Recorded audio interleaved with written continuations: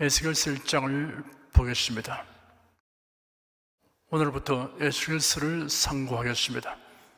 에스겔로 번역된 원어는 히브리어로 예헤즈켈입니다. 하나님은 강하시다 또는 하나님께서 강하게 하실 것이다 라는 뜻입니다. 에스겔은 주전 597년 제2차 바벨론의 유다 침공 시에 여호야긴 왕과 함께 바벨론으로 잡혀갔다가 그곳에서 선지자로 소명받았습니다. 제사장 가문 출신의 선지자입니다. 당시 나이는 25세였습니다. 에스겔은 포로된 지 5년 되는 해인 주전 593년부터 애굽이 바벨론에게 정복되기 이전인 주전 571년까지의 22년 동안 선지자 활동을 하였으니 이 기간 동안에 에스겔서를 기록하는 것입니다. 이 시기는 북왕국 이스라엘이 아수르 제국에 멸망한 주전 722년으로부터 130년이 흐른 시기입니다. 또한 남왕국 유다도 중건동 열강들의 시달림을 받아 위기에 처해 있는 격변한 시대였습니다. 예레미야서와 에스겔서의 기본은 예루살렘 함락을 정점으로 하여 남유다의 패망과 주전 538년 바사왕 고레스의 칙령을 기점으로 한 서민 회복 사건에 초점을 맞추고 있습니다. 예레미야서는 예루살렘 현장에서 예루살렘 함락 이전 상황과 함락 당시와 그 이후에 관하여 다루고 있으나 에스겔서는 바벨론에 포로되어 끌려간 후에 예루살렘 함락 이전과 이후의 상황을 골고루 다루고 있습니다. 에스겔서는 거의 대부분 각 예언이 주어진 순서대로 배열되었습니다. 따라서 에스겔의 예언 활동 자체는 물론 그가 기록한 에스겔서는 주전 586년을 기준으로 그 전기의 심판 관련 예언과 그 후기의 회복 관련 예언으로 뚜렷하게 구분되어 있습니다. 그리고 궁극적으로 예수 그리스도의 재림으로 사탄과 세상 나라가 멸망하고 그리스도가 친히 통치하는 하나님의 나라가 도래할 종말론적 비전이 제시되어 있습니다. 1절, 2절, 2절을 함께 읽겠습니다. 제30년 4월 5일에 내가 그발강가 사라핀 자 중에 있더니 하늘이 열리며 하나님의 이상을 내게 보이시니 여호야긴 왕의 사로잡힌 지 5년 그날 5일이라. 에스겔서는 먼저 유다 나라의 멸망과 열방의 쇠퇴에 뒤이어 다가올 선민 이스라엘의 회복을 다루고 있습니다. 그러나 궁극적으로는 사탄의 세력이 멸하여지고 메시아가 왕으로 통치하시며 택함 받은 백성들이 메시아의 통치를 기뻐하며 순종하는 하나님의 나라가 도래하는 종말론적 비전을 제시하고 있습니다. 에스겔은 환상을 본 때와 장소를 구체적으로 말하였습니다. 제30년 4월 5일이란 날짜는 에스겔이 선지자 직무를 시작한 연령을 나타냅니다. 그가 30세였음을 말해줍니다. 유대인들은 30세를 성년이 되는 해로 여겼습니다. 레위인이 성전에서 봉사하기 시작하는 나이도 30세였습니다. 바벨론 왕 느부갓네살이 유다 나라를 2차로 진입하여 여호야긴 왕을 포로로 잡아간 때로서 주전 597년입니다. 당시 에스겔은 25세였으니 그로부터 5년이면 30세가 된 주전 593년입니다. 느부갓네살은 3차에 걸쳐 유다를 침공하였습니다. 침공할 때마다 많은 사람들을 포로로 잡아갔습니다. 1차 침공 시에는 다니엘이 포로되었고 2차 침공 시에는 에스겔이 그리고 3차 침공 시에는 유다 나라가 멸망되었습니다. 포로로 잡아간 유다 사람들을 정착하게 한 곳이 그발강가였습니다. 유다 사람들을 그발강의 운하 공사에 동원하였습니다. 이곳에서 에스겔은 하나님의 주시는 환상을 보았고 계시를 받았습니다. 3절 한 절을 함께 읽겠습니다. 갈대아 땅 그발 강가에서 여호와의 말씀이 부시의 아들 제사장 나 에스겔에게 특별히 임하고 여호와의 권능이 내 위에 있으니라. 에스겔은 예레미야나 스가랴와 같은 제사장 출신이었습니다. 제사장 중에서도 솔로몬 통치 이후 그 정통성을 인정받았던 대표적 계열인 사독 계통의 후손이었습니다. 에스겔에게 하나님의 말씀과 권능이 임하였다고 표현한 것은 예사로운 일이 아니라 특별한 일이었음을 의미합니다.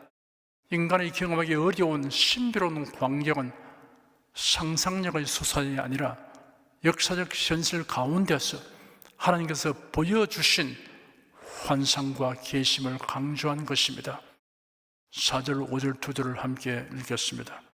내가 보니 북방에서부터 폭풍과 큰 구름이 오는데 그 속에서 불이 번쩍번쩍하여 빛이 그 사면에 비치며 그 불 가운데 단쇠 같은 것이 나타나 보이고 그 속에서 네 생물의 형상이 나타나는데 그 모양이 이러하니 사람의 형상이라. 북방은 하나님의 영광이 머무는 처소를 상징하기도 하고 혹은 범죄하고 타락한 유다 왕국을 징벌하는 도구로 사용된 나라들이 있는 것을 의미하기도 합니다. 폭풍은 하나님의 권능을 상징하고 큰 구름은 하나님의 임재를 상징합니다. 불은 하나님의 노와 심판을 의미하고 단쇠 같은 것은 하나님의 영광을 의미합니다. 그 속에서 네 생물의 형상이 나타났습니다. 여기 등장하는 네 생물은 지금까지 지상에서 존재하지 않으며 그 누구도 목격하지 못한 신비로운 생물입니다. 하나님의 뜻에 따라 움직이며 하나님께 수종드는 이러한 생물은 하나님의 전지전능하심과 위엄 있는 주권을 상징하는 것으로 나타냅니다. 네 생물은 하나님의 거룩함을 호위하는 수종자로서 하나님의 섭리를 시행하는 그룹 천사들을 지칭하는 경우가 있습니다. 그 모양은 사람의 형상이었습니다. 네 생물이 인간처럼 인격과 지혜를 가지고 활동하는 영적인 생명체임을 뜻합니다. 6절에서 11절까지 함께 읽겠습니다. 각각 네 얼굴과 네 날개가 있고 그 다리는 곧고 그 발바닥은 송아지 발바닥 같고 마공한 구리 같이 빛나며 그 사면 날개 밑에는 각각 사람의 손이 있더라. 그 네 생물의 얼굴과 날개가 이러하니 날개는 다 서로 연하였으며 행할 때는 돌이키지 아니하고 일제히 앞으로 곧게 행하며 그 얼굴들의 모양은 넷의 앞은 사람의 얼굴이요 넷의 우편은 사자의 얼굴이요 넷의 좌편은 소의 얼굴이요 넷의 뒤는 독수리의 얼굴이니 그 얼굴은 이러하며 그 날개는 들어 펴서 각기 둘씩 서로 연하였고 또 둘은 몸을 가리웠으며 내 얼굴은 내 방향의 얼굴이 있다는 것을 뜻합니다. 이는 어디든지 동시에 통찰할 수 있음을 의미합니다. 내 날개는 빠르게 움직임을 뜻합니다. 곧은 다리는 힘있고 굳세게 일을 처리함을 의미합니다. 그 발바닥은 송아지 발바닥 같고 마광환 구리같이 빛났습니다. 송아지는 제단에 바쳐지는 제물입니다. 마광한 구리같이 빛나는 송아지 발바닥이란 하나님의 명령으로 온전히 순종함을 뜻하고 있습니다. 그 사면 날개 밑에는 각각 사람의 손이 있었습니다. 손은 일하는 것을 의미합니다. 내 생물의 날개는 둘은 몸을 가리고 둘은 서로 맞물려 그 날개가 연속하여 있는 것처럼 보여졌습니다. 몸을 가린 것은 하나님에 대한 경외를 나타냅니다. 날개가 연한 것은 연합과 단결을 나타냅니다. 행할 때는 돌이키지 아니하고 일제히 앞으로 곧게 행하였습니다. 내 얼굴이 있으므로 어느 방향이든 돌이키지 않고 곧게 행동할 수 있었습니다. 그 얼굴들의 모양은 넷의 앞은 사람의 얼굴이요 넷의 우편은 사자의 얼굴이요 넷의 좌편은 소의 얼굴이요 넷의 뒤는 독수리의 얼굴이었습니다. 사람의 얼굴은 고귀함과 지혜를, 사자의 얼굴은 왕권과 힘을, 소의 얼굴은 순종과 진실함을, 독수리의 얼굴은 빠름과 높음을 상징합니다. 12절에서 14절까지 함께 읽겠습니다. 신이 어느 편으로 가려면 그 생물들이 그대로 가되 돌이키지 아니하고 일제히 앞으로 곧게 행하며, 또 생물의 모양은 숯불과 횃불 모양 같은데 그 불이 그 생물 사이에서 오르락내리락 하며, 그 불은 광채가 있고 그 가운데서는 번개가 나며 그 생물의 왕래가 번개같이 빠르더라. 신으로 번역되는 원어는 하나님의 영으로 많이 번역됩니다. 여기서는 내 생물의 영을 말합니다. 생물의 모양은 숯불과 횃불 모양 같은데 그 불이 그 생물 사이에서 오르락내리락 하며, 그 불은 광채가 있고 그 가운데서는 번개가 났습니다. 이런 내 생물이 하나님의 영광과 권능으로 인하여 성결하며 역동적임을 나타내고 있습니다. 그 생물의 왕래가 번개같이 빠르더라 하였으며, 내 생물이 임무를 수행하면서 매우 신속하게 한다는 것을 말해줍니다. 15절에서 21절까지 함께 읽겠습니다. 내가 그 생물을 본즉 그 생물 곁 땅 위에 바퀴가 있는데 그 내 얼굴을 따라 하나씩 있고, 그 바퀴의 형상과 그 구조는 넷이 한결 같은데 황옥 같고, 그 형상과 구조는 바퀴 안에 바퀴가 있는 것 같으며, 행할 때는 사방으로 향한 대로 돌이키지 않고 행하며, 그 둘레는 높고 무쏘며 그 네 둘레로 돌아가면서 눈이 가득하며, 생물이 행할 때 바퀴도 그 곁에서 행하고 생물이 땅에서 들릴 때 바퀴도 돌려서, 어딘지 신이 가리하면 생물도 신이 가리하는 곳으로 가고 바퀴도 그 곁에서 들리니, 이런 생물의 신이 그 바퀴 가운데 있음이라. 저들이 행하면 이들도 행하고 저들이 거치면 이들도 거치고 저들이 땅에서 들릴 때는 이들도 그 곁에서 들리니, 이런 생물의 신이 그 바퀴 가운데 있음이더라. 그 생물 곁 땅 위에 바퀴가 있는데 그 내 얼굴을 따라 하나씩 있었습니다. 정의의 바퀴는 하나님의 감찰과 섭리를 의미합니다. 바퀴가 내 얼굴을 따라서 하나씩 있으므로 어디든지 감찰하며 섭리할 수 있음을 말해줍니다. 그 바퀴의 형상과 그 구조는 넷이 한결 같은데 황옥 같고, 그 형상과 구조는 바퀴 안에 바퀴가 있는 것 같았습니다. 하나님의 감찰과 섭리는 한결같고 엄정하며 매우 깊고 오묘하다는 것을 의미합니다. 내 생물의 활동은 그 속의 영과 일체가 되어 일사불란하였습니다. 22절에서 28절까지 함께 읽겠습니다. 그 생물의 머리 위에는 수정 같은 궁창의 형상이 피어있어 보기에 심히 두려우며, 그 궁창 밑에 생물들의 날개가 서로 향하여 피어있는데, 이 생물은 두 날개로 몸을 가리웠고 저 생물도 두 날개로 몸을 가리웠으며, 생물들이 행할 때 내가 그 날개 소리를 들은즉 많은 물소리와도 같으며 전능자의 음성과도 같으며 떠드는 소리 곧 군대의 소리와도 같으니, 그 생물이 설 때 그 날개를 들이우더라. 그 머리 위에 있는 궁창 위에서부터 음성이 나더라. 그 생물이 설 때 그 날개를 들이우더라.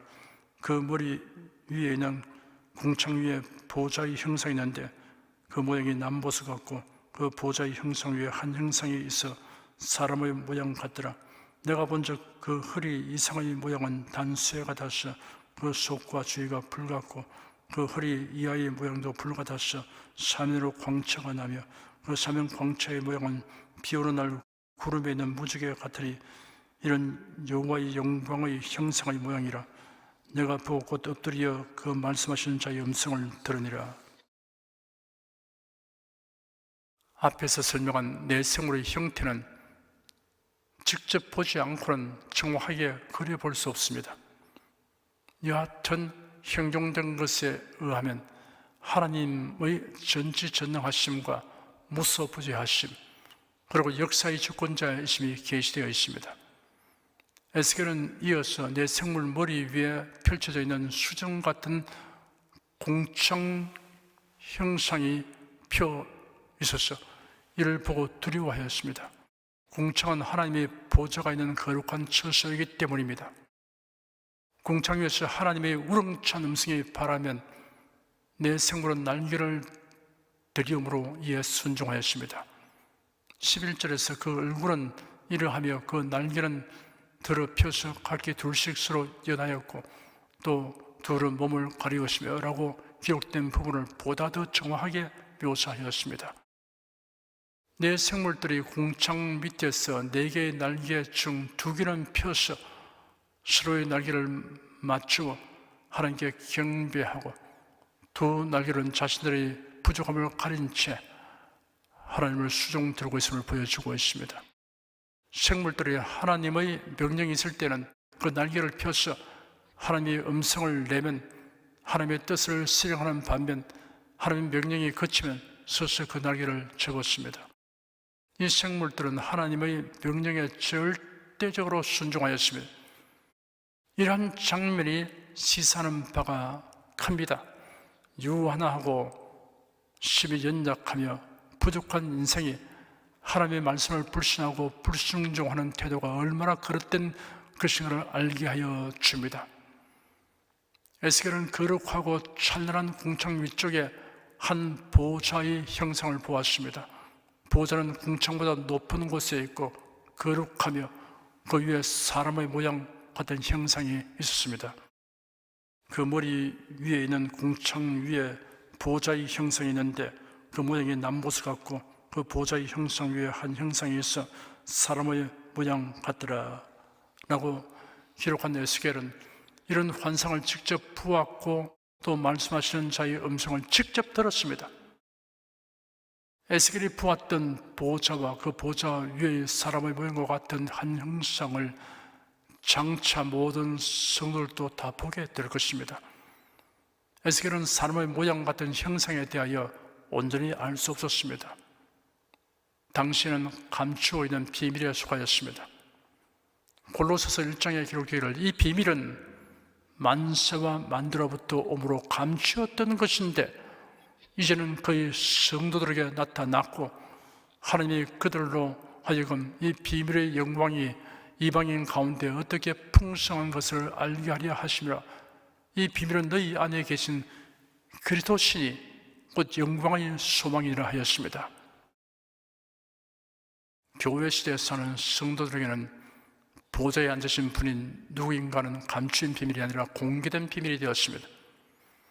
빌립보서 2장에 기록되기를 너희 안에 이 마음을 품으라 곧 그리스도 예수의 마음이니 그는 근본 하나님의 본체시나 하나님과 동등됨을 취할 것으로 여기지 아니하시고 오히려 자기를 비워 종의 형체를 가져 사람들과 같이 되었고 사람의 모양으로 나타나셨으며 자기를 낮추시고 죽기까지 복종하셨으니 곧 십자가에 죽으심이라. 이름으로 하나님이 그를 지극히 높여 모든 이름 위에 뛰어난 이름을 주사 하늘에 있는 자들과 땅에 있는 자들과 땅 아래 있는 자들로 모든 무릎을 예수의 이름에 꿇게 하시고 모든 입으로 예수 그리스도를 주라 시인하여 하나님 아버지께 영광을 돌리게 하시니라 하였습니다. 오늘날 성도들은 에스겔에게는 감추어져 있던 사람의 모양에 대한 신비의 베일이 열려서 하늘 보좌에 앉으신 이가 우리를 구원하시려고 사람의 모양으로 세상에 오신 예수 그리스도이심을 알고 있습니다. 그는 근본 하나님의 본체시나 하나님과 동등됨을 취할 것을 여기지 아니하시고 오히려 자기를 비워 종의 형체를 가져 사람과 같이 되었고 사람의 모양으로 나타나시며 자기를 낮추시고 죽기까지 복종하셨으니 곧 십자가에 죽으심이라 라는 말씀이 실제로 역사 가운데 일어났습니다. 그래야 수많은 사람이 이 복음을 듣고 믿음으로 구원을 얻었습니다. 그리고 보좌에 앉으신 그리스도께서 우리에게 성령을 보내셨으며 장차 우리를 데려가시려고 다시 오십니다. 부활하고 변화된 몸을 입게 하기 위하여 다시 오십니다. 세상을 심판하시기 위하여 다시 오십니다. 마귀와 그 사이들을 심판하기 위하여 다시 오십니다. 성도들을 새하늘과 새 땅, 새 예루살렘에서 영원히 함께 살게 하기 위하여 다시 오십니다.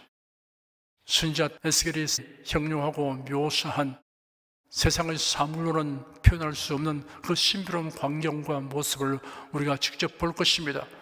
두려운 감정을 가지고 볼 것이 아니고 황홀한 느낌을 가지고 보게 될 것입니다. 생각만 해도 즐겁고 행복합니다. 그러니 실제로 보게 될 때의 즐거움과 행복은 한량없을 것입니다. 기도하겠습니다. 에스겔 선지자가 환상 중에 본 광경은 이 지상에 있는 사물과 달라서 우리가 정확하게 파악할 수 없음을 토로하게 됩니다. 장차 성도들이 접하게 되는 사물과 체험하게 될 일들은 세상 것과는 차원이 다른, 그러나 세상의 것으로는 형언할 수 없는 아름다움과 신선함 그리고 황홀한 것이라는 것을 암시하고 있음을 깨닫게 됩니다. 이러한 전망을 가지고 기대하면서 살아가는 성도가 되게 하신 주님을 찬양합니다. 주 예수 그리스도 이름으로 기도드립니다. 아멘.